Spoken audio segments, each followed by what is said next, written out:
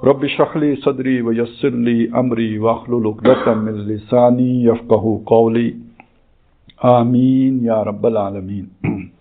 اور پہلی 2 آیات پر گفتگو ہو چکی ہے، اگرچہ یہ کہ مکمل نہیں ہو سکی تھی۔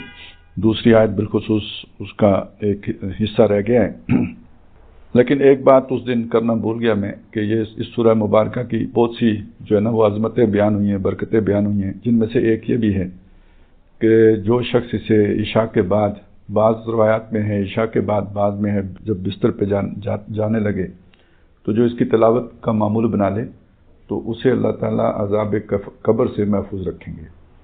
تو بہرحال اس جو کوئی 2 رکوع ہیں، کوئی اتنا مشکل نہیں ہے، 2-3 منٹ لگتے ہیں، آدمی پڑھ سکتا ہے۔ نہایت بابرکت ہے، نہایت عظمت والا ہے وہ کہ جس کے ہاتھ میں کل بادشاہی ہے، ہر شے کا اقتدار جس کے ہاتھ میں ہے، اور وہ ہر شے پر قادر ہے، یعنی سب کچھ کر سکتا ہے۔ اس پہ ہم نے بات کر لی تھی۔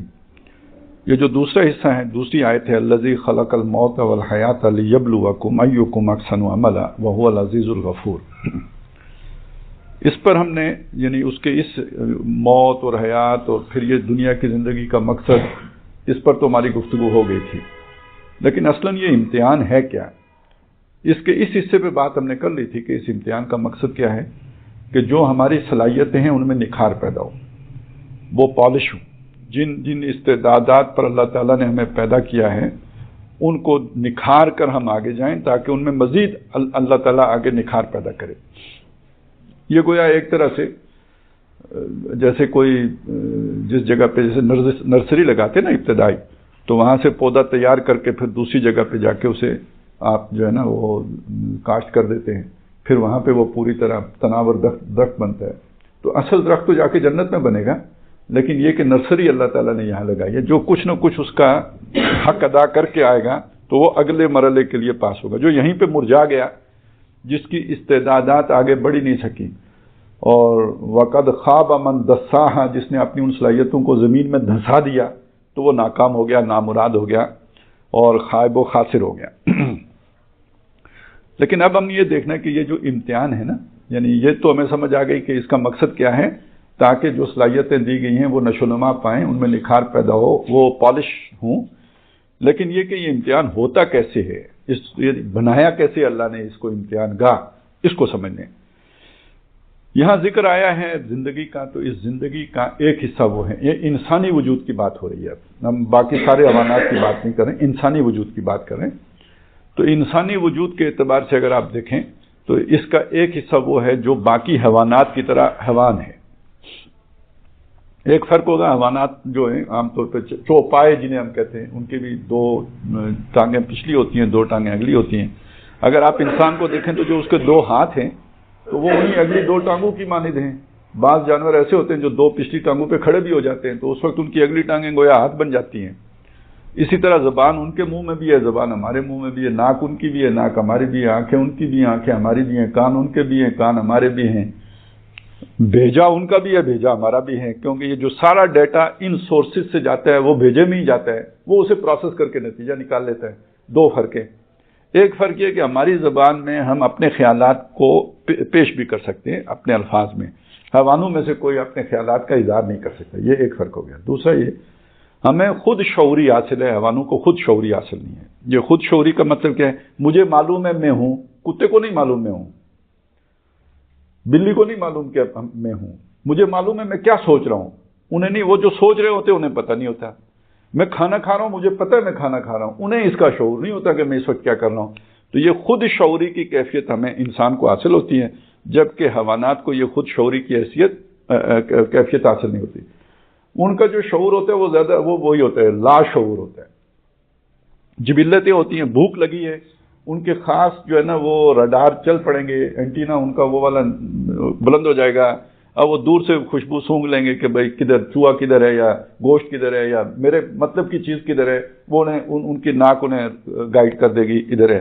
وہ جو بھوک ہے وہ انہیں موٹیویٹ کرے گی اس طرف بڑھنے کو، رزق لینے کو، اپنی خوراک حاصل کرنے کو، بیٹھ کے چبا کر کھانے کو، اور اس کے بعد وہ لیٹ جائیں گے. اب اگلا کام بھی غیر شعوری، تو وہ ہمارا بھی غیر شعوری ہوتا ہے. ہمارے معدے میں جب چلا گیا تو ہم معدے کو آرڈر تو نہیں کرتے اب اسے ہضم کرو، وہ تو خود بخود اپنا کام شروع کر دیتے ہیں. آنتیں خود بخود اپنا کام شروع کر دیتی ہیں. تو جیسے ہمارا معدہ ہمیں پوچھے بغیر اپنا کام شروع کر دیتا ہے اور ہماری آنتیں ہمیں پوچھے بغیر اپنا کام شروع کر دیتی ہیں، باقی حیوانات کے سارے کام اسی طرح ہوتے ہیں. بس یہ بات میرا خیال اچھی مثال ہے، اس سے بات سمجھ میں آ جائے گی. ان کے سارے کام اس طرح ہوتے ہیں. تو ہمیں زندہ رہنے کے لیے اللہ نے وہ عوانوں والی جبلتیں بھی دے دی کہ یہ زندہ رہے بندہ، لیکن ساتھ جو ہمیں شعور عطا کیا ہے اس شعور کے لیے اللہ نے ایک گائیڈنس بھی دی ہے، ہدایت بھی دی ہے، رہنمائی بھی دی ہے کہ بھئی یہ کام کرو گے نا. اب آپ یہاں پہ ایک بات کو سمجھ لیجئے، چلیں آگے بڑھنے سے پہلے، کہ دیکھیں ایک شخص ہے، ہم نے ارتقاء کی بات کی، نشو و نما کی بات کی، صلاحیتوں کو جلا دینے کی بات کی، ایک پودے کو بڑھانے کی بات، یہی باتیں ہم نے کی نا. تو اب ہم نے ترقی پانی ہے، تو ایک ذرا میں مثال آپ کے سامنے رکھوں. ایک پہلوان ہم نے بنانا ہے، چلیں ایک بچہ ہے، ہم چاہتے ہیں کہ اسے پہلوان بنائیں. تو ہم پہلے حکیم سے پوچھیں گے کہ بھئی اس کو یہ موٹا کیسے ہوگا. وہ بتائے گا بھئی اس کو اتنا دودھ پلاؤ، اتنا گوشت کھلاؤ، اتنے جو ہے کشتے کھلاؤ، تو یہ ایک پہلوان بنے گا. ٹھیک ہے، یہ ایک بات ہو گئی. اس کے بعد ہم کسی جو ہے نا وہ فزیکل ٹرینر سے پوچھیں گے کہ اس کو وہ ایکسرسائزز کون سی کرائیں، مشقیں کیا کریں. وہ بتائے گا جی اسے روز جو ہے نا 10 کلومیٹر دوڑاؤ اور اتنا جو ہے نا اس کو اٹھک بیٹھک کراؤ، اتنے اس سے ڈنٹ نکلواؤ، فلانی ایکسرسائز اتنی دفعہ کرو، اتنی جو ہے نا یہ جو ہے نا وہ وزن اٹھائے. اب یہ ایک اور چیز آ گئی. اور کوئی جو بڑا خاص الخاص حکیم ہوگا پھر یہ بھی بتائے گا یہ بڑا اسپیشل نسخہ ہے، اس کو کھلاؤ، اس نسخے کا یہ فائدہ ہوگا، اس کے مسلز بنیں گے، پٹھے نکلیں گے، وغیرہ وغیرہ وغیرہ. یہ ساری چیز وہ ہے کہ جو ہمارے مشاہدے میں ایسا ہی ہوتا ہے. یہ جتنے ایتھلیٹ ہوتے ہیں، جتنے پہلوان ہوتے ہیں، جتنے وہ مختلف پلیئرز ہوتے ہیں، یہ سارے ان چیزوں سے گزرتے ہیں، تب وہ باڈی بنتی ہے جو کھیل میں کام آتی ہے. اب آپ سوچیں یہ جو ایک ترتیب ہے نا، اس میں کوئی ایک شے کم ہو جائے یا ایک شے زیادہ ہو جائے تو سارا الٹا ہو جائے گا یا نہیں. خوراک وہ والی کھا لو جو پہلوان نے بتائی تھی یا جو بھی کسی نے بتائی تھی، لیکن ایکسرسائزیں وہ والی نہ کرو. تو اب یہ بیٹھے بیٹھے ادھر ہی بھینس بن جائے گا، پہلوان نہیں بنے گا. بھینس بنے گا، پہلوان نہیں بنے گا. ایکسرسائزیں وہ والی کر لو جو آپ کو کسی ایتھلیٹ نے بتائیں، یہ والی خوراک نہ کھاؤ، یہ ویسے ہی کانگڑی ہو جائے گا اور وہ اس کے پٹھے جو ہے نا ٹوٹنا شروع ہو جائیں گے. ایگزرشن زیادہ ہو جائے گی، اتنی جو ہے نا اس نے توانائی لی نہیں ہے، ریورس کام شروع ہو جائے گا. وہ جو خاص نسخہ دیا تھا اس حکیم نے، وہ آپ کو اس نے کہا یہ 2 جو ہے نا وہ جو کالی مرچ کے دانوں کے برابر کھانے ہیں. آپ نے سوچا یار 2 کھانے سے کیا ہوگا، یہ اتنی ساری چیز کیا ہے، اس کا پھکا ہی مار لیتے ہیں، پھر آپ کو پتہ ہے جو ہوگا. تو اصل میں کوئی بھی چیز access of every thing is bad. پہلی بات تو یہ کہ کسی بھی چیز کی زیادتی نقصان دہ ہوتی ہے. کتنی اچھی شے کہ انہوں زیادہ کھا لیں گے خرابی ہو جائے گی. اسی طرح دوسری چیز امبیلنس، غیر متوازن نہ رہے کوئی شے، اس سے بھی خرابی پیدا ہو جاتی ہے، فساد پیدا ہو جاتا ہے جسم میں. اور وہ پہلوان آپ بنانا چاہتے تھے وہ اسپتال پہنچ جائے گا، بجائے پہلوان بننے کے اسپتال پہنچ جائے گا. یہ کتنے آج کل جو گردے شردے زیادہ فیل ہوتے ہیں نا، اس میں ایک سبب تو یہ ہے کہ جو ہم یہ گندی مندی چیزیں، مطلب یہ کولڈ ڈرنکس ہیں، سافٹ ڈرنکس جتنے ہیں، یہ جنک فوڈ ہے، یہ بیکری کا سامان ہے، یہ چاول ہیں، چینی ہے، یہ کیمیکل کا جو زیادہ استعمال ہے. ایک سبب تو یہ ہے. ایک اور سبب بھی ہے، وہ ذرا مرد بننے کے لیے جو اضافی کپسول کھا لیتے ہیں نا، تو وہ بھی گردوں کا بیڑا گرک کر دیتے ہیں. ذرا تھوڑا سا مطلب ہوش سے بندہ کام دے تو بچت رہتی ہے. میں نے صرف آپ کو بتایا یہ کہ آپ کوئی طاقت والی شے بھی حساب کتاب سے زیادہ کھا لیں تو اس سے فائدہ نہیں ہوتا، نقصان ہو جاتا ہے. اب اس کو ذرا ادھر لے کے آئیں. انسان کو بنایا کس نے؟ اللہ نے. وہ جانتا ہے کیا کھائے گا تو اسے فائدہ ہوگا اور کیا کھائے گا تو اسے نقصان ہوگا. جو اس نے ہمیں حیوانی وجود دیا ہے اس کی ضرورتیں ہیں، کھانا لازمی ہے، لیکن اس کھانے کا کچھ نقصان بھی ہے. لہذا بتائیں گے کہ بھئی اتنا کھانا ہے، اس سے زیادہ نہیں کھانا ہے، یا فلاں کھانا ہے اور فلانا نہیں کھانا ہے. یہ حلال حرام، خبیث طیب، یہ ساری بات کی سمجھ آ جانی چاہیے نا کہ اللہ نے شراب حرام کی، خنزیر حرام کیا، کیوں کیا؟ ہمارے فائدے کے لیے کیا. یہ ہمارے لیے ایک نقصان دہ چیز ہوگی. جیسے وہ ہم عیاشی کے لیے کپسول تو کھا لیں لیکن گردے فیل کر باہر بیٹھیں. اسی طرح یہ اگر کھا لیں، ہو سکتا ہے وقتی طور پہ ہمیں بہت اس کی لذت بھی محسوس ہو، توانائی بھی محسوس ہو، لیکن الٹیمیٹلی وہ نقصان دہ ہے، اس لیے اللہ تعالیٰ نے اس سے منع کر دیا. ایک یہ چیز ہوگی. دوسرا ایک اور امبیلنس ہو جاتا ہے نا. ایک تو یہ امبیلنس ہے، فزیکل امبیلنس ہے. ایک اور امبیلنس ہے، وہ یہ کہ اگر ہماری حیوانیت غالب آ گئی اور جو اللہ نے ہمارے اندر روح رکھی ہے، وہ فرشتے والا جو وصف رکھا ہے، اس کو اس نے دبا لیا، گرا لیا، اس کے اوپر وہ سوار ہو گئی، تو یہ آخرت کے اعتبار وہ جو جس چیز کو جلا دینی تھی اس کو ہم نے پھنسا دیا. وقد خواب من دسا. یہ جتنی بھی جبلتیں ہیں یہ اصل میں یوں سمجھیے یہ مٹی کی چیز ہے. یہ جسم کہاں سے بنا؟ مٹی سے بنا. اس جسم کی ساری ضرورتیں کہاں سے آتی ہیں؟ مٹی سے آتی ہیں. تو اس کی یہ جو ہمیں بھوک لگتی ہے، جو ہماری جنسی خواہش ہے، جو جتنی بھی ہماری ارجز ہیں، ارج ٹو پوزیس ہے، ارج ٹو ڈومینیٹ ہے، یہ ساری کی ساری وہ ہیں جو حیوانوں میں بھی ہیں. میں نے صرف آپ کو مثال دی دیں دو، یعنی ہماری یہ چیزیں ظاہری طور پر جسم ایک جیسا ہی ہے، اسی طرح جذبات بھی ایک جیسے ہیں، تھوڑا تھوڑا فرق ہے. اب وہ تھوڑا تھوڑا فرق یہ ہے کہ مطلب کوئی نر ہے حیوانوں میں سے، اس کی وہ جو سیکس انسٹنکٹ ہے وہ اسی وقت حرکت اس میں تحریک پیدا ہوگی جب وہ ایک خاص قسم کی بو سونگے گا، اس سے پہلے اسے کچھ بھی نہیں ہوگا. انسانوں کو اللہ تعالیٰ نے ذرا اس سے ہائر لیول پہ رکھا ہے، اونچی سطح کا سوشل اینیمل ہے. اس کو اللہ تعالیٰ نے یعنی عقل کے ساتھ جوڑ دیا ہے کہ اس کا جب جی چاہے، جب اسے کوئی اپنی جو نا جن سے مخالف نظر آئے گی، اب اس کا بو کے ساتھ تعلق نہیں ہے بلکہ یہ کہ عقل کے ساتھ تعلق ہو گیا ہے، تو وہ اپنے فیصلے سے وہ کام کر سکتا ہے. یہ ایک فرق رکھا ہے. اور یعنی اسے ہر وقت وہ کرنے کی اجازت ہو گئی. وہاں پہ نیچرل پابندی لگ گئی. وہاں اللہ نے حلال حرام نہیں کیا، لیکن یہ کہ نر کے اندر تحریک ہی نہیں پیدا ہوگی جب تک کہ اس کی مادہ ایک خاص قسم کی جو ہے نا وہ کیفیت میں نہ آئے، اس کے اندر تحریک ہی نہیں پیدا ہوگی. تو وہاں جو حلال و حرام ہے وہ تکوینی ہے، تقدیری ہے. اللہ نے پہلے ہی اسے طے کیا، وہ نہ دائیں جاتے نہ بائیں جاتے، وہ حرام کی طرف جا ہی نہیں سکتے، وہ پابند ہیں تقدیر کی پابندی کرنے کے. انسان کو اللہ نے یہاں اختیار دے دیا، چاہو تو حرام میں منہ مار سکتے ہو، لیکن یہ کہ میرا حکم یہ ہے کہ اپنے جائز راستے کے علاوہ دائیں بائیں نہیں جانا. اب آپ کو یعنی وہ دوسری بات کی سمجھ آ جانا چاہیے. ایک چیز تو وہ ہے کہ جو کھانے پینے کی چیزیں ہیں، ایک یہ ہے کہ جو ہمارے یہ دوسرے جذبات ہیں یا خواہشات ہیں ان کو بھی کنٹرول میں رکھو. یہاں تک کرنا ٹھیک ہے، اس سے زیادہ کرو گے تو غلط ہو جائے گا. وہ جو میں نے جس نسخے کا آپ سے ذکر کیا تھا کہ وہ آپ کو اگر بتایا گیا کہ کالی مرچ کے 2 دانوں کے برابر کھانا ہے، اتنا ہی کھاؤ گے تو فائدہ دے گا، زیادہ کھاؤ گے تو نقصان ہو جائے گا. تو یہ جبلتوں کا مسئلہ یہ ہے، خاص طور پہ جو اس یعنی یہ ہماری حیوانی اس کے ساتھ متعلق ہیں. اب آ گیا جناب خاص الخاص نسخہ. وہ خاص الخاص نسخہ یہ ہے کہ آپ کی روح کو توانا ہونا چاہیے، اس کی حیثیت اس جسم کے اوپر سوار کی ہونی چاہیے. جیسے گھوڑے کے اوپر سوار ہوتا ہے، تو اسی طرح یہ جو حیوانی جسم ہے اس کے اوپر جو اتھارٹی ہونی چاہیے، جو کنٹرول ہونا چاہیے، جو قابو کر کے رکھے اس جسم کو، جو قوت ارادی جسے ہم ول پاور کہتے ہیں، وہ مضبوط ہونی چاہیے. وہ اس جو ہے نا روح کے مضبوط ہونے سے ہوگی. اب اس روح کو غذا دینی ہے، اس کو جلا دینی ہے. تو یہ جو نیک اعمال ہیں نا سارے کے سارے یہ روح کی جلا کے لیے ہیں. نماز پڑھو، روزہ رکھو. اب روزے رکھنے سے جسم کمزور ہوگا، روح کو تقویت ملے گی. رات تلاوت سنو، تراویحاں پڑھو، حج کرو، زکوٰۃ دو. یعنی یہ جو جبلتیں ہیں ان کو کمزور کرو، یہ اپنی روحانیت کو مضبوط کرو.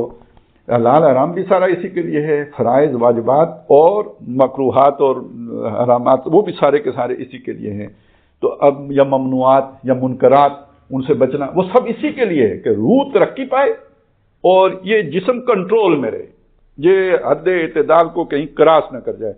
تو یہ سارے رسول، سارے جو نا کتابیں، تمام شریعتیں اس لیے اتاری گئی ہیں کہ یہ انسان اس سے یعنی صراط مستقیم کا مطلب کیا ہوا، اس کی نشو و نما کے لیے اسے گائیڈ لائن دی جائے، اسے گائیڈنس دی جائے، اسے ہدایت دی جائے، اس کی رہنمائی کی جائے کہ تم کیسے نشو و نما پا سکتے ہو.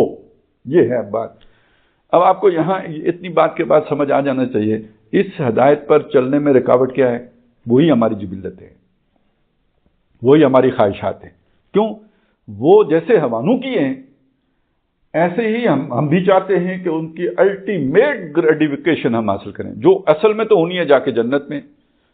یہاں پہ تو ممکن نہیں ہے. آپ چاہیں بھی جس کو جتنی مرضی دولت مل جائے، ارماں اس کے پورے نہیں نکل سکتے. ہزاروں خواہشیں ایسی کہ ہر خواہش پہ دم نکلے. بہت نکلے میرے ارماں، مگر پھر بھی کم نکلے. تو جو نکلے بھی وہ بھی پوری مرضی کے تو نہیں نکلے نا. یہاں تو وہ تو بات پوری ہو ہی نہیں سکتی. انسان کی خواہش اس درجے میں اسے تسکین حاصل ہو جائے جس درجے میں جا کے جنت میں ہونی ہے، یہاں ممکن نہیں ہے. دنیا کو اللہ نے پرفیکٹ نہیں بنایا، لہذا دھوکہ ہے. اگر کوئی یہ سمجھے کہ میں جنت بنا لوں گا یہاں پہ، کوئی شداد یہ سمجھے یا آج کا انسان یہ سمجھے ٹیکنالوجی کے بل پر میں ساری لگژریز اپنے گھر جمع کر لوں گا، تو یہ ہے وہ مل حیات الدنیا الا متاع الغرور، دھوکے کا سامان ہے، ہو نہیں سکتا، ہوگا جا کے ادھر، یہاں نہیں ہو سکتا۔ اور دوسرا اس کا کیا نتیجہ نکلتا ہے کہ آدمی ان چیزوں کے حصول میں اس کو آخرت کو بالکل بھول کے ادھر ہی جو ہے نا وہ لگ جائے۔ اچھا یہ ایسا مسئلہ ہے، آخرت کی طرف جانا چڑھائی چڑھنا ہے، دنیا کی طرف آنا نہ اترائی اترنا بھی نہیں ہے، کیونکہ اترائی اترنا تو کنٹرول کے ساتھ ہوتا ہے نا، آپ مطلب یہاں پہ پاؤں رکھنا ہے، یہاں نہیں رکھنا ہے، بریکیں لگانی ہے، وہ گھٹنوں میں درد ہو جاتا ہے آپ جب زیادہ لمبا سفر اترائی میں بھی کریں، تو اترائی اترنا بھی کام ہے۔ لیکن دنیا کی طرف جانے میں کوئی اتنی مشقت بھی نہیں کرنی پڑے، جیسے پانی خود بخود نشیب کی طرف جاتا ہے، اسے کوئی مشقت نہیں کرنی پڑتی، ہاں اوپر چڑھانے کے لیے کوئی موٹر کا استعمال کرنا پڑتا ہے یا کچھ کسی طریقے سے لے کے اوپر جائیں گے کسی برتن میں، نیچے جانے کے لیے پانی کو کوئی زور نہیں لگانا پڑتا۔ اسی طرح دنیا کی طرف جانے کے لیے کوئی زور نہیں لگانا پڑتا، کسی مولوی صاحب کو آ کے واز کہنے کی ضرورت نہیں ہے، کسی تبلیغی جماعت کو آ کے یہ کہنے کی ضرورت نہیں ہے کہ کرو یا یہ کہ تم جو ہے وہ کمائی کیا کرو، نہیں، وہ بندہ خود کرے، کوئی رسول اس کے لیے بھیجنے کی ضرورت نہیں ہے، کوئی نبی بھیجنے کی ضرورت نہیں ہے، کوئی کتاب اتارنے کی ضرورت نہیں ہے، یہ تو جیسے عوان کرتے ہیں ایسے ہی انسان بھی کریں گے، کیونکہ یہ جذبے اللہ نے اندر ڈال دیے ہیں، یہ خود بخود ہے۔ یہ جیسے میں نے کہا نا، جب آپ نے کھانا کھا لیا تو اب آگے معدے نے کام خود بخود شروع کر دیا، معدے نے آگے پاس کیا، آنتوں نے کام خود بخود شروع کر دیا، وہاں سے جو غذا جس عضو کو گئی اس نے اپنا کام خود بخود کیا، پتے نے اپنا کام خود بخود کیا، گردے نے اپنا کام خود بخود کیا، دل نے اپنا کام خود بخود کیا، اس کے لیے کوئی تردد کرنے کی ضرورت نہیں۔ اسی طرح دنیا کی طرف ہم خود بخود جاتے ہیں، اس کے لیے کسی محنت کی ضرورت نہیں ہے، ایمان کی محنت کی، بغیر اس محنت کے انسان دنیا کی طرف جاتا ہے۔ اب اس جانے کو اصل میں دیکھیں، اب اس امتحان کو ذرا یعنی جو میں نے آپ کو سمجھایا اسے قرآن کیسے سمجھاتا ہے، میں نے تو سارا قرآن ہی سے اخذ کر کے آپ کے سامنے رکھا ہے اپنے انداز میں۔ تو یہاں پہ یہ بتایا کہ دنیا امتحان کے لیے، الذی خلق الموت والحیات لیبلوکم ایکم احسن عملا۔ اب اسے ذہن میں رکھیں، میں دوسری آیت آپ کو سناتا ہوں، یہ سورہ کاف کی آیت ہے۔ انا جعلنا ما علی الارض، بے شک ہم نے جو کچھ بھی زمین کے اوپر ہے اسے بنا دیا ہے، زینتن، یعنی ہم نے اسے زینت بخش دی ہے۔ زینت کا کیا مطلب ہے؟ اٹریکٹیو، یعنی دیکھیں نا وہ کیا کہتے ہیں کہ جتھے پک حلوا اتھے مولوی نہ جلوا ہے جی، یہ چلیں یہ تو آپ کو یاد رہے گا نا، کیونکہ مولوی بیچارہ وہ تو اس پر کوئی مذاق ہو تو وہ یاد رہتا ہے۔ تو جیسے مطلب اس کا دل حلوے کی طرف خود بہت کھنچا آتا ہے نا، اسی طرح یہ جتنی بھی اچھی اچھی چیزیں ہوتی ہیں ان کی طرف دل خود مائل ہوتا ہے یا نہیں ہوتا؟ کوئی مٹھائی ہے، کوئی اور پیاری سی چیز ہے، دولت ہے، روپیوں کی گڈی ہو، ہیں جی، اور اسی طرح آپ جو نا جن سے مخالف ہیں، دنیا کی یہ زمین، زر زمین جو کچھ بھی ہے، اس کی طرف خود دل جاتا ہے یا نہیں جاتا؟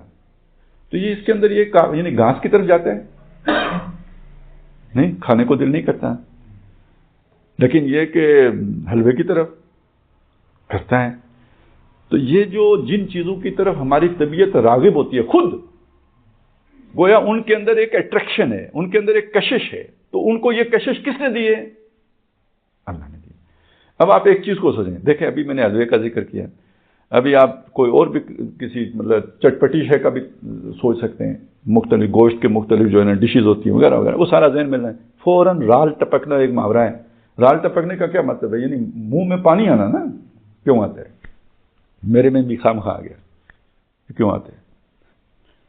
یہاں اللہ نے ایک سسٹم لگایا ہوا ہے، ٹیسٹ بڈز ہے نا، ذائقہ لینے والے ہمارے اندر یہاں سینسر لگے ہوئے ہیں، وہ چیزوں کا ذائقہ لیتے، اس سے ہمیں مزہ آتا ہے کھاتے ہوئے۔ اب وہ مزہ نہ آئے نا تو گوشت بھی گھاس ہے، گوشت کھانے کا مزہ نہ آئے تو گوشت کھانا بھی ایسا ہی ہے جیسے گھاس کھانا، تو کتنا مشکل ہو جائے کھانا۔ تو اللہ تعالیٰ نے ان چیزوں میں جو مزے رکھے ہیں وہی ان کی زینت ہے، تو اس زینت کی طرف یعنی ان مزوں کی طرف دل ہمارا مائل ہوتا ہے۔ رکھے کیوں ہیں؟ تاکہ ہمیں جو ضرورت کے لیے کھانا تھا اس کے لیے سہولت ہو، لیکن جب ہم مزوئی کے پیچھے پڑ جائیں گے تو پھر ضرورت نہیں دیکھیں گے، پھر بے محابہ کھائیں گے، توند ادھر آ جائے گی، خواہش کھانے کی نہیں رکے گی، ٹھیک ہے، یہ اب اس کے بعد جو پھر بیماریاں پیدا ہوں گی وہ علیحدہ مصیبت ہے، لیکن پیچھے کیا مسئلہ ہے؟ مزے کا مسئلہ ہے۔ اب یہ مزے دیکھیے، انا جعلنا ما علی الارض زینۃ لہا، ہم نے رونق بخشی ہے، لنبلوہم ایہم احسن عملا، یہی الفاظ ہیں، ضمیر بدل گئی ہے، تاکہ ہم ان کا امتحان لیں ان میں عمل کرنے کے اعتبار سے اچھا کون ہے۔ تو میں نے جو بات آپ کے سامنے رکھی تھی نا اترائی اور چڑھائی والی، تو گویا یہ جو پر رونق چیزیں ہیں نا جن کی طرف خود بخود دل جاتا ہے، یہ ہمیں غافل کر دیتی ہیں اس رستے سے کہ جس پر زور لگا کے جانا پڑتا ہے، طاقت لگا کے جانا پڑتا ہے۔ امتحان یہ ہے کہ آپ ان چیزوں کی طرف جاتے ہو یا اس مشکل راستے کی طرف جاتے ہو جس میں تمہاری فوز ہے، فلاح ہے، کامیابی ہے، آگے بڑھنا ہے، اس طرف جانا ہے، اصل میں تم نے جاتے تم اس طرف ہو۔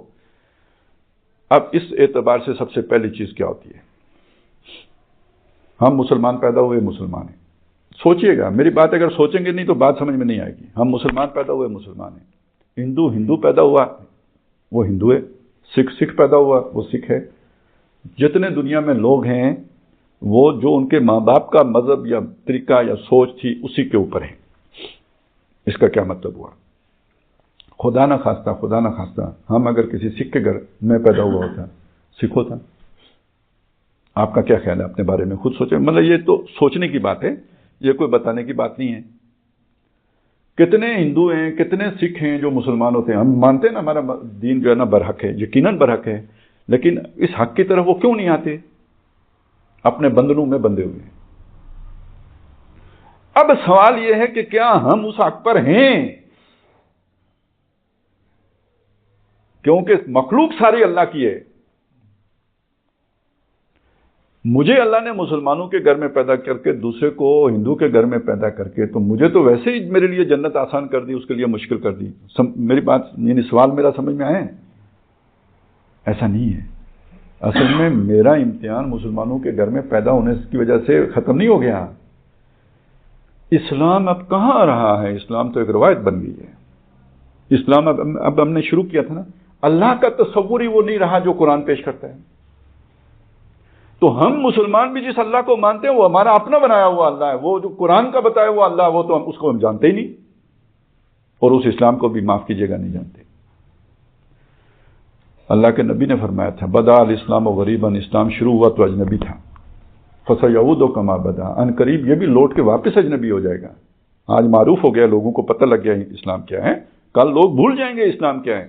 جیسے اجنبی کو کوئی نہیں جانتا کہ اس کا باپ کون ہے، والد کون ہے، خاندان کیا ہے، ایسے اسلام کو نہیں جانیں گے۔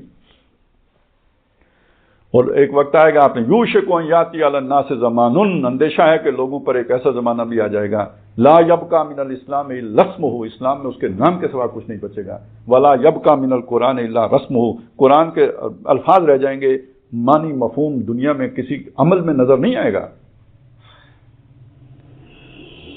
تو اب دیکھیے پہلا امتحان کیا ہوا؟ ایک ہماری اپنی روایات ہیں جن میں ہم بندھے ہوئے ہیں، دیکھیں جیسے جبلتوں میں بندھے ہوئے ہیں ایسے روایات میں بھی بندھے ہوئے ہیں، ہمارے طور طریقے ہیں، ہماری سوچیں ہیں، ہمارے تعصبات ہیں، ہمارے چلے آ رہے عقائد ہیں، جیسے ہندوؤں کے ہیں، جیسے سکھوں کے ہیں، جیسے عیسائیوں کے ہیں، جیسے یہودیوں کے ہیں، ایسے ہمارے ہیں۔ ہم میں سے کتنے ہیں جنہوں نے اپنے طور پر ان عقائد کو سمجھ کر قبول کیا ہے؟ میں یہ نہیں کہتا ہمارے عقائد غلط ہیں، لیکن سمجھ کر، جیسے صحابہ نے حضور سے بات سمجھ کے قبول کی تھی، ہم نے اپنے وہ عقائد کتنے ہیں ہم میں سے جنہوں نے سمجھ کر انہیں قبول کیا، ان پر سوچا ہے، ان پر غور کیا؟ اتنا ہی سوچا ہو یہ جو ہم پڑھتے ہیں ایمان مجمل، آمنت باللہ کما ہوا باسماء و صفات و قبلت جمیع احکامہ اقرار باللسان و تصدیق بالقلب، اس پر ہی چلیں غور کر لیا ہو۔ تو پہلا امتحان تو سوچ کا ہے نا۔ یہ آنکھیں کس نے دی ہیں؟ یہ کان کس نے دیے ہیں؟ یہ سوچنے سمجھنے کی صلاحیتیں کس نے، حواس خمسہ کس نے دیے ہیں؟ اور ان کے ساتھ یہ عقل، اور میں نے بتایا ساتھ خود شعوری۔ اب یہ جو بات میں نے آپ کے سامنے کہی، یہ پہلا امتحان ہے۔ سورہ بنی اسرائیل میں فرمایا وَلَا تَقْفُ مَا لَيْسَ لَكَ بِهِ عِلْمٌ، اپنا موقف اس بات پر مت رکھو جس کے لیے تمہارے پاس علم نہیں ہے۔ إِنَّ السَّمْعَ وَالْبَصَرَ وَالْفُؤَادَ کل اولئک کان عنہ مسئولا، یہ جو میں نے تمہیں سماعت دی ہے، یہ جو بصارت دی ہے، اور یہ جو تمہیں میں نے فائدہ اٹھانے والی شے دی ہے۔ قرآن مجید نے قلب علیحدہ بھی استعمال کیا، فؤاد کا لفظ بھی استعمال کیا، مترجمین نے دونوں کا ترجمہ دل کیا ہے۔ لیکن لگتا یہ ہے کہ جب سماعت و بصارت کے ساتھ، ان آنکھوں اور ان کانوں کے ساتھ جب فؤاد کا لفظ آئے گا تو وہ عقل کے لیے ہوگا، باقی دل بھی یقیناً سوچتا ہے، قرآن جب کہتا ہے تو ہم مانتے ہیں، ویسے بھی روح کا مسکن دل ہے، وہ تفکر تدبر وہ کرتا ہے، اللہ کو دل پہچانتا ہے، لیکن یہ کہ یہ سماعت و بصارت کے ساتھ جو شے جڑی ہوئی ہے وہ انسانی عقل ہے، فائدہ اٹھانے والی، یعنی اس ڈیٹے کو کولیکٹ کر کے پروسیس کر کے نتیجہ نکالنے والی۔ تو یہ اللہ نے کیوں دیے ہیں؟ ان کا بھی کوئی مقصد ہے یا نہیں ہے؟ یہ ہٹی کرنے کے لیے ہی دیے ہیں، کاروبار چمکانے کے لیے دیے ہیں، یا خدا کو پہچاننے کے لیے بھی دیے ہیں؟ کھول آنکھ، زمین دیکھ، فلک دیکھ، فضا دیکھ، مشرق سے ابھرتے ہوئے سورج کو ذرا دیکھ، اور تلک الامثال اور نضربھا للناس لعلہم یتفکرون، یہ تفکر کس چیز کے ساتھ کریں گے؟ عقل سے کریں گے نا۔ تو پہلا امتحان انسان کی عقل کا ہے کہ وہ اپنے رب کو پہچانتا ہے یا نہیں پہچانتا۔ وہ اس کائنات، یہ اللہ کی آیات ہے نا، آیات آفاقیہ، آگے پیچھے اس کے بکھرے ہوئے، ان کو آنکھ کھول کے دیکھو، اور یہ آیات قرآنیہ انہیں پڑھو، اور ان کی روشنی میں جس کی یہ نشانیاں ہیں اس کو پہچانو۔ اگر اسے نہیں پہچان سکے کوئی عمل ٹھیک ہو ہی نہیں سکتا۔ مشرکین کے بارے میں قرآن یہی کہتا ہے نا، کیوں یہ شرک کرتے ہیں؟ ما قدر اللہ حق کا قدری، انہوں نے اللہ کو نہیں پہچانا جیسے اسے پہچاننے کا حق تھا۔ تو جب تک آپ اللہ کو پہچانیں گے نہیں، باقی باتیں ٹھیک ہو ہی نہیں سکتی۔ ساری عبادت موقوف ہے اللہ کی پہچان پر۔ یہ جو آیت ہے نا، عام طور پہ آپ نے سنا ہوگا، وما خلقت الجن والانس الا لیعبدون، میں نے جن اور انس نہیں بنائے مگر عبادت کے لیے بنائے۔ تو اس پر جو بعض عارفین ہیں نا، یہ اللہ کو کی پہچان رکھنے والے اولیاء اللہ، ان کا یہ قول آیا ہے کہ اصل میں یہ کیا ہے، وما خلقت الجن والانس الا لیعرفون، میں نے جن اور انس اس لیے بنائے ہیں کہ مجھے پہچانیں۔ پہچانیں گے تو عبادت خود بخود ہوگی۔ لیکن ہمارا یقین ہے کہ پیسے سے سب کچھ ہو جاتا ہے، تو پیسے کے حصول کی جستجو خود بخود۔ جب یہ اللہ کی پہچان ہو جائے گی کہ سب کچھ وہ کرتا ہے، تو پھر اس کی جستجو خود بخود۔ تو یہ اصل میں تو تعارف پر منحصر ہے عبادت۔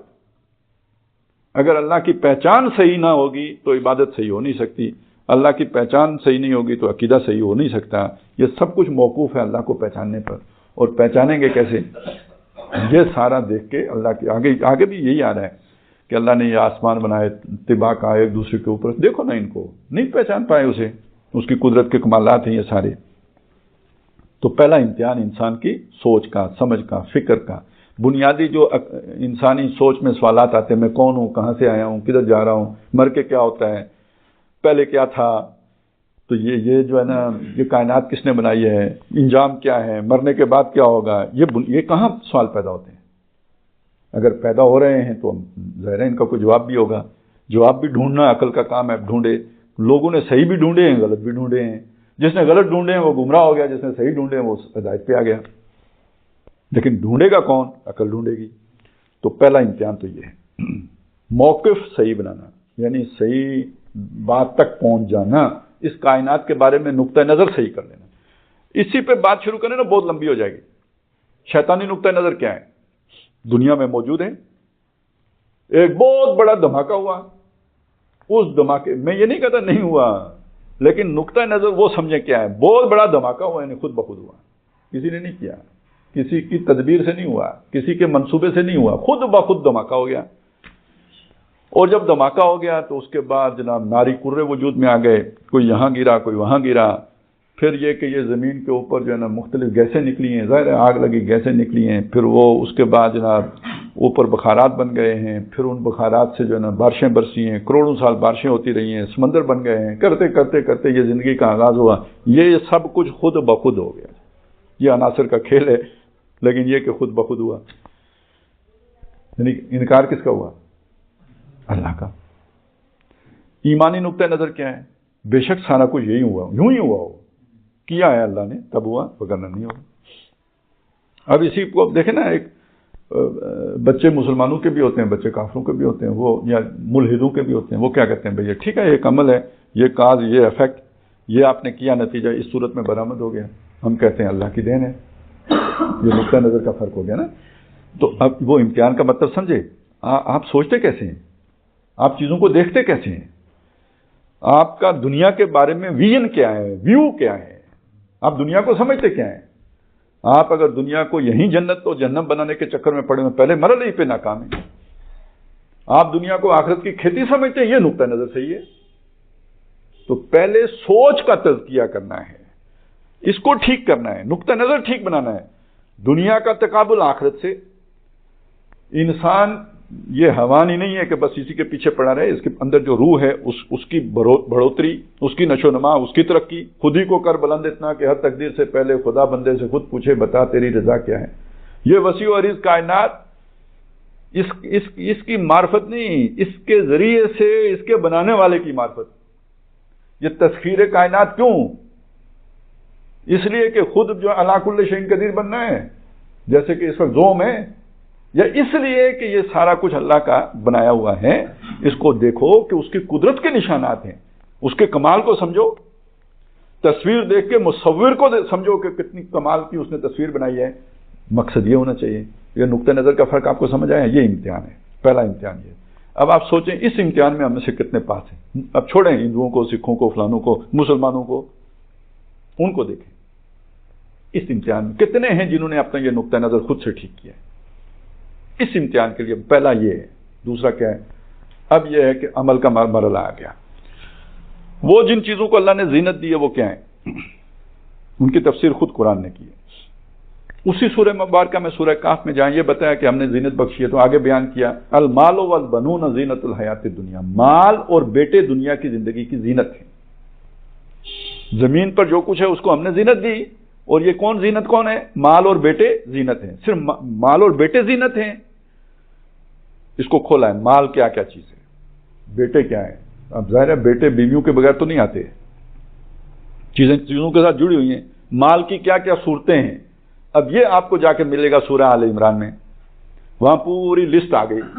زُيِّنَ لِلنَّاسِ حُبُّ الشَّهَوَاتِ مِنَ النِّسَاءِ وَالْبَنِينَ وَالْقَنَاطِيرِ الْمُقَنطَرَةِ مِنَ الذَّهَبِ وَالْفِضَّةِ وَالْخَيْلِ الْمُسَوَّمَةِ وَالْأَنْعَامِ وَالْحَرْثِ.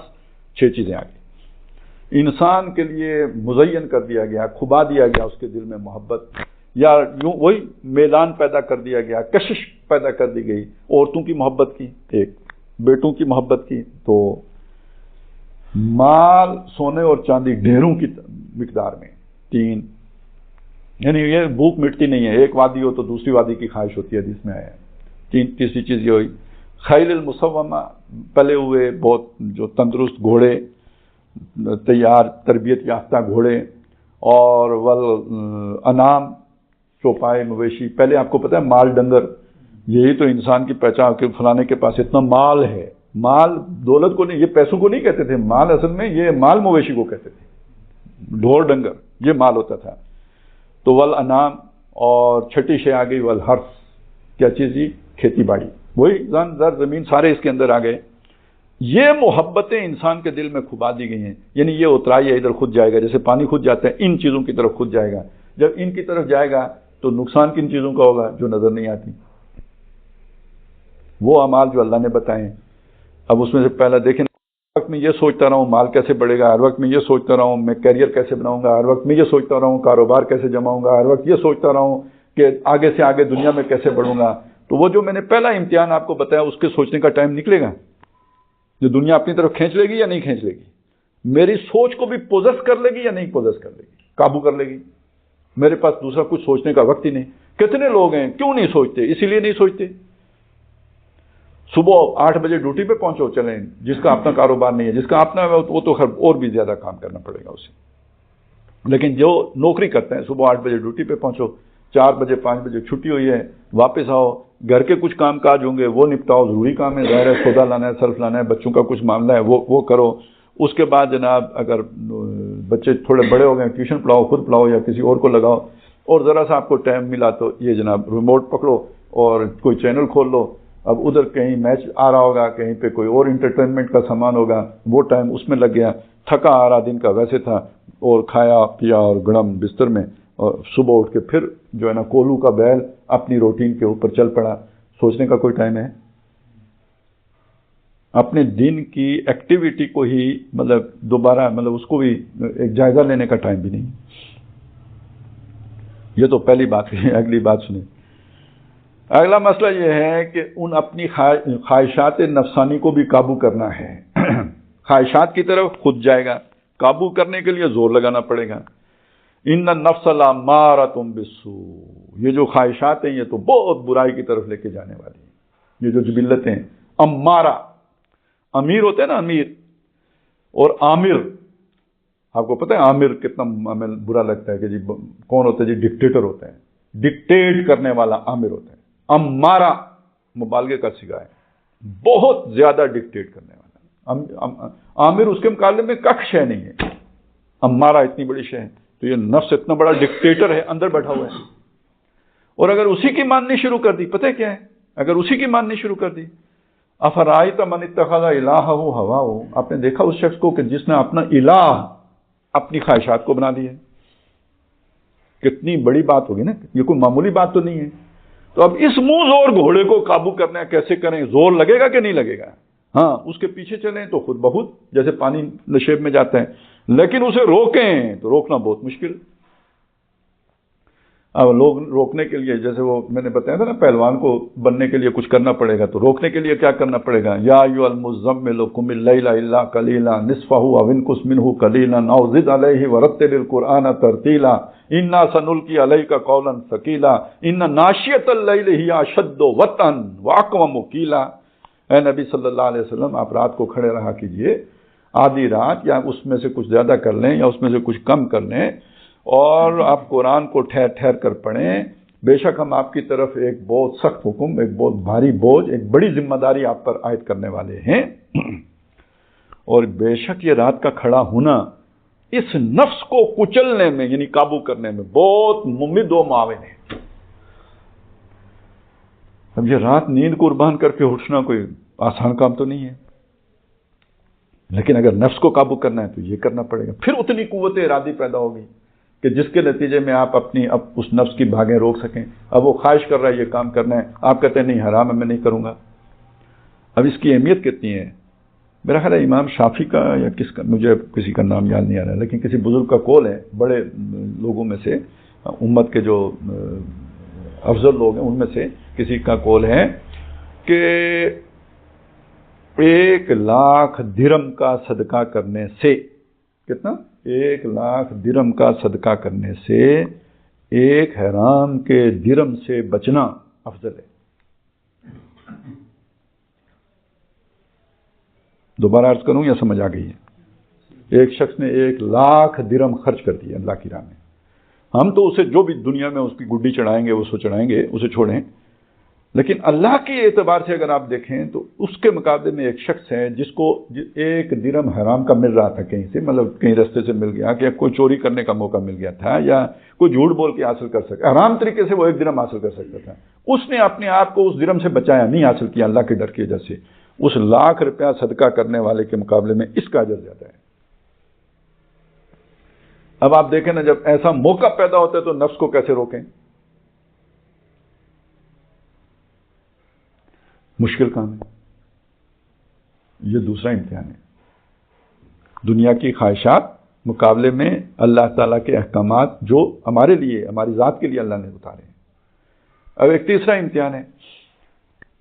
تیسرا امتحان یہ ہے کہ جس دنیا میں ہم رہتے ہیں، ظاہر ہے یہ خواہشات پہ چلنے والی دنیا ہے نا، اللہ کے طریقے پہ چلنے والی دنیا تو نہیں ہے. آپ جب اللہ کے بتائے ہوئے راستے پہ چلیں گے تو ہر کوئی آپ کو پاگل کہے گا یا نہیں کہے گا؟ سوچیں نا. اب یہ ساری مخالفت کیسے برداشت کریں گے؟ یہ تو اس سے بھی مشکل کام ہے یا نہیں ہے؟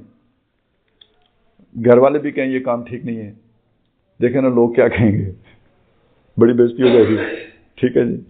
اچھا، رشتہ دار بھی، جو خیر خواہ رشتہ دار، شریکوں کی بات نہیں کر رہا ہوں، جو آپ کے خیر خواہ ہیں، وہ کہہ رہے ہیں کیا ہو گیا یار، یہ کیسے؟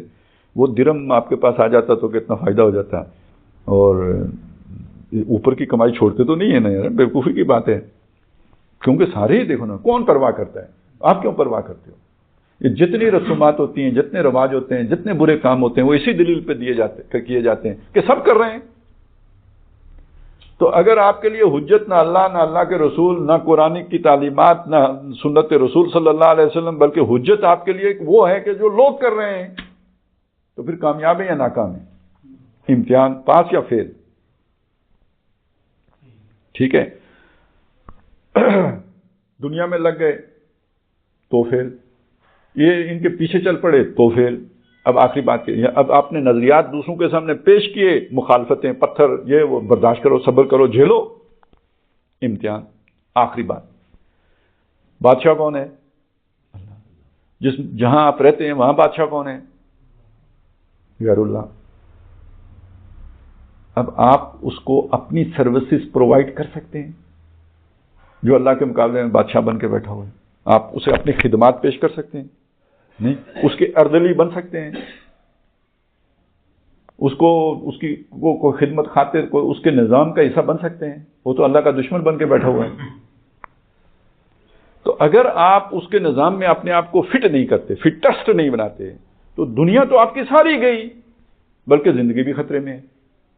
پتہ نہیں کہیں گم کر دیے جاؤ گے، یا یہ کہ قتل کر دیے جاؤ گے، یا ویسے بھوکے مرو گے۔ اب امتحان کی شدت کا اندازہ ہوا۔ اب آئیں، یہی لفظ تھا نا، لِيَبْلُوَكُمْ أَيُّكُمْ أَحْسَنُ عَمَلًا إِنَّا جَعَلْنَا مَا عَلَى الْأَرْضِ زِينَةً لَهَا لِنَبْلُوَهُمْ أَيُّهُمْ أَحْسَنُ عَمَلًا۔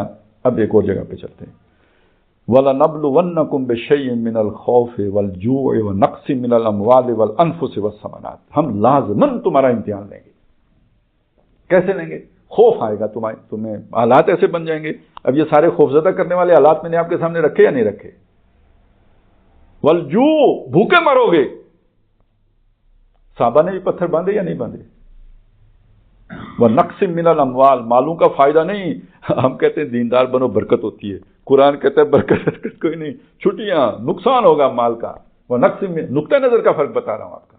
وَنَقْصٍ مِّنَ الْأَمْوَالِ، امتحان میں تو مالوں کا بھی نقصان ہوگا، والانفس، جانوں کا بھی نقصان ہوگا۔ کوئی گارنٹی نہیں کہ زندہ رہو گے، مارے جاؤ گے اللہ کی راہ میں۔ فالذین ہاجروا واخرجوا من دیارہم واوذوا فی سبیلی وقاتلوا وقتلوا، مارے گئے۔ والانفس والثمرات، دین کی محنتیں جو تم نے کی ہیں وہ بھی ہو سکتا ہے ساری کی ساری ضائع چلی جائیں، وہ بارآور نہ ہوں، کوئی فائدہ نہ ہو، وہ محنت کا بھی نقصان ہو جائے۔ اس سب پر جو صبر کر لے وہ امتحان میں پاس ہے۔ وہ وبشر الصابرین، صبر کرنے والوں کو خوشخبری دے دیں۔ اب امتحان کی سمجھ آ گئی؟ یہ امتحان ہے۔ اب آپ سورہ کاف کے شروع کا میں نے آپ کو حوالہ دیا تھا، آخر کا بھی حوالہ دے دیتا ہوں۔ ناکامی کیا ہے؟ سورہ کاف کے آخر میں بتایا، قُلْ هَلْ نُنَبِّئُكُمْ بِالْأَخْسَرِينَ أَعْمَالًا، اے نبی کیا ہم آپ کو بتائیں نا کہ اعمال کے، مسلمانوں انسانوں تمہیں نہ بتائیں ہم کہ اعمال کے اعتبار سے سب سے زیادہ خسارے میں کون ہے؟ محنت تو سب کر رہے ہیں، الذین ضل سعیہم فی الحیات الدنیا، جن کی ساری محنت دنیا میں گم ہو گئی، کیریئر، کاروبار، مال، اسباب، اولاد، گھر، مکان، اسی میں ڈوب گئے جو، وہم یا وہ اسی میں لگے رہے، وہم یکسبون، اور اپنی طرح سمجھتے رہے، انہم یحسنون صنعا، بڑی کاریگری کر رہے ہیں، بڑی کامیابیاں حاصل کر رہے ہیں، دنیا سمیٹ لی، جنت بنا لی، بہت کامیاب ہو گئے۔ نہیں، یہ سب سے زیادہ خسارے ہیں، یہ سب فنا کے گھاٹ اترنے والا ہے۔ کل من علیہا فان، ہر شے جو اس کے اوپر ہے، انا جعلنا ما علی الارض زینۃ لہا، اور کل من علیہا فان، یہ ساری کی ساری اس کا جو گہنا ہے، سنگار ہے، میک اپ ہے، یہ اتر جائے گا، کچھ باقی نہیں بچے گا۔ تو یہ اب آپ ذہن میں رکھیں کہ کامیابی کا مطلب یہ ہے۔ اب بس ایک آیت میں آپ کو اور سناتا ہوں، وہ بھی اصل میں یہی کمپیریزن کر دیتی ہے دوسرے انداز میں۔ یہ جتنی چیزیں ہیں جن کا ذکر آیا، جن میں اٹریکشن ہے، ان سے محبت ہوتی ہے یا نہیں ہوتی؟ بیٹوں سے محبت ہوتی ہے یا نہیں ہوتی؟ بیوی سے، مال، اسباب سے، کاروبار سے محبت، اس محبت کو ذہن میں رکھیں۔ اللہ سے بھی محبت ہونی چاہیے یا نہیں ہونی چاہیے؟ رسول سے صلی اللہ علیہ وسلم ہونی چاہیے، اور اللہ کی راہ میں یہ نیک اعمال کرنے سے ہونی چاہیے۔ اب میں آپ کو آیت سناتا ہوں، سورہ توبہ کی آیت ہے 24 نمبر۔ قُلْ إِنْ كَانَ آبَاؤُكُمْ وَأَبْنَاؤُكُمْ وَإِخْوَانُكُمْ وَأَزْوَاجُكُمْ وَعَشِيرَتُكُمْ وَأَمْوَالٌ اقْتَرَفْتُمُوهَا وَتِجَارَةٌ تَخْشَوْنَ كَسَادَهَا وَمَسَاكِنُ تَرْضَوْنَهَا، 8 محبتیں ہیں یہ والی، دنیا والی۔ اے نبی ان سے کہہ دیجئے اگر تمہیں تمہارے آبا یعنی ماں باپ دادی دادا تایا ماما سارے اس میں آ جائیں گے، آباؤکم و ابناؤکم بیٹے بھتیجے بھانجے وہ سارے ادھر آ جائیں گے، و اخوانکم بھائی بند کزن وغیرہ سارے اس میں آ جائیں گے، و ازواجکم بیویاں، و عشیرتکم اور تمہارے جو رشتہ دار جو کنبہ قبیلہ برادری کی بھی بڑی ہوتی ہے نا وہ آدمی کو تڑ، تو برادری، و اموال اقترفتموہا اور وہ مال جو تم نے محنت سے کمائے، چوری سے ملا ہوئے مال کی اتنی قدر نہیں ہوتی، جو خود محنت کر کے کمایا ہو اس کی بہت قدر ہوتی ہے، وہ مال جو تم نے محنت سے کمائے، وتجارۃ تخشون کسادہا اور تمہاری وہ کاروبار جن کی کساد بازاری کا تمہیں دھڑکا لگا رہتا ہے، اور یہاں نوکری جمع کر لیجئے، نوکریاں کیریئر کہ جو وہ اے سی آر بگڑ جانے کا تمہیں خطرہ رہتا ہے کہ کہیں ہیڈ ماسٹر صاحب کوئی غلط اے سی آر نہ لکھ دیں، یا جو بھی باس ہے وہ اس کا تمہیں فکر رہتا ہے، یا نوکری سے کہیں فارغ نہ کر دیا جاؤں، وتجارۃ تخشون کسادہا ومساکن ترضونہا اور وہ تمہارے مسکن یعنی رہنے کی جگہ، گھر، سکونت اختیار کرنے کی جگہ یعنی جو تمہارے گھر ہیں جو تم نے بہت ڈیکوریٹ کیے ہیں یا جو تمہیں بہت جو ہے نا وہ اچھے لگتے ہیں، یہ 8 ہیں، مقابلے میں 3 ہیں، اللہ کے رسول اور اللہ کی راہ میں جہاد کرنا۔ اگر احب الیکم یہ 8 میں سے کوئی محبت تمہیں محبوب تر ہے، زیادہ پسند ہے تمہیں، من اللہ سے، اللہ کے رسول سے، اور اللہ کی وہ جہاد فی سبیلہ اللہ کی راہ میں جہاد کرنے سے، فتربصوا جاؤ۔ یہ جاؤ کا کیا مطلب ہے؟ انتظار کرو، فیصلے کا انتظار کرو۔ یعنی دیکھیں ایک آدمی کا ٹیسٹ ہو رہا ہے، امتحان ہو رہا ہے، جیسے ڈرائیونگ ٹیسٹ کو ذہن میں رکھیں، اور وہ کہتا ہے جی یہاں سے موڑ مڑنا ہے، موڑ آپ غلط مڑے، وہ کہے گا بس اب جاؤ انتظار کرو، یعنی یہ کہ ریزلٹ کا انتظار کرو، فیل ہو گئے وہ۔ اگر آپ وہ موڑ صحیح مڑتے تو اگلا امتحان شروع ہوتا نا۔ تو جب آپ نے اللہ رسول اور جہاد کے مقابلے میں ان 8 محبتوں میں سے کسی ایک کو ترجیح دے دی، فتربصوا اللہ کہہ رہے جاؤ، فیل ہو گئے ہو۔ اب انتظار کس طرح کا کرنا ہے؟ اناؤنسمنٹ کب ہوگی؟ حتی یاتی اللہ بامری، یہاں تک کہ اللہ کا حکم آ جائے یعنی موت۔ باقی یہ ابھی سے طے ہے، اصول ہے، واللہ لا یہدی القوم الفاسقین، ایسے فاسقوں کو اللہ ہدایت نہیں دیتا جو اللہ رسول اور جہاد کے مقابلے میں اور چیزوں سے محبت کریں، یہ فاسق ہیں، ان کو اللہ ہدایت دیتا ہی نہیں، اگلی رہنمائی نہیں دیتا۔ وہ جو میں نے کہا تھا سب سے پہلے عقل کا امتحان ہے نا، تو یہ اصل میں کون طے کرے گا کہ محبوب تر کون ہے؟ انسان کی سوچ طے کرے گی۔ اگر وہاں پہ یہ طے ہو گیا کہ نہیں محبوب تر یہ ہے، تو پھر آگے باقی ہدایت ملنی ہی نہیں ہے۔ واللہ لا یہدی القوم الفاسقین۔ ایک منظر ہے آخرت کا، بس اس سے آپ کو بات پھر کھل جائے گی۔ آخرت میں پل صراط کا تو آپ نے سنا ہوگا، اسی کا تقریباً منظر پیش کر رہا ہے قرآن مجید سورہ حدید میں۔ وہاں پہ جن لوگوں کے پاس یہ 2 چیزیں ہوں گی نا، یعنی ان کی سوچ ٹھیک ہوگی، اللہ پر ایمان، سوچ ٹھیک ہونے کا مطلب کیا؟ توحید راسخ ہوگی، صحیح نقطہ نظر ہوگا دنیا کے بارے میں، آخرت کے بارے میں، یہ ان کو ایک وہ نور، یعنی یہ ایمان ہے تو ایک نور ایمان انہیں حاصل ہوگا۔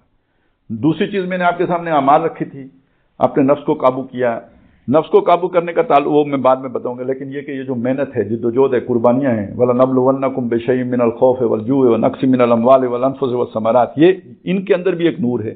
تو 2 روشنیاں انہیں ملیں گی جن کی مدد سے وہ پل صراط سے گزر جائیں گے۔ اب وہ مسلمان لیکن انہوں نے یہ 2 کام نہیں کیے۔ جو انہیں وراثت میں ایمان مل گیا تھا وہ تو ہے، لیکن جو ایمان کسب کرنا تھا، محنت کر کے حاصل کرنا تھا، وہ نہیں ہے، تو روشنی نہیں ہوگی۔ وہ اعمال نہیں ہے تو روشنی نہیں ہوگی۔ اب جب وہ روشنی والے آگے بڑھ جائیں گے، یہ پیچھے رہ جائیں گے، تو یہ انہیں کہیں گے پیچھے سے پکار کے، الم نکم معکم، کیا ہم تمہارے ساتھ نہ تھے؟ یعنی ہم مسلمان نہیں ہیں، یہ کیا ہو گیا؟ کیوں ہم پیچھے رہ گئے؟ اب ان کا جواب سنیں، قالو وہ کہیں گے بلا کیوں نہیں، یعنی تم ہمارے ساتھ، تم بھی مسلمان تھے، ہم بھی مسلمان، وَلَٰكِنَّكُمْ فَتَنْتُمْ أَنفُسَكُمْ، لیکن تم نے اپنے آپ کو خود فتنے میں ڈالا۔ یہ جتنی زینت کی چیزیں ہیں یہ ساری فتنہ ہے۔ المال والبنون زینت الحیات الدنیا۔ دوسری جگہ پہ کیا کہا؟ انما اموالکم واولادکم فتنہ، یہ فتنہ ہے۔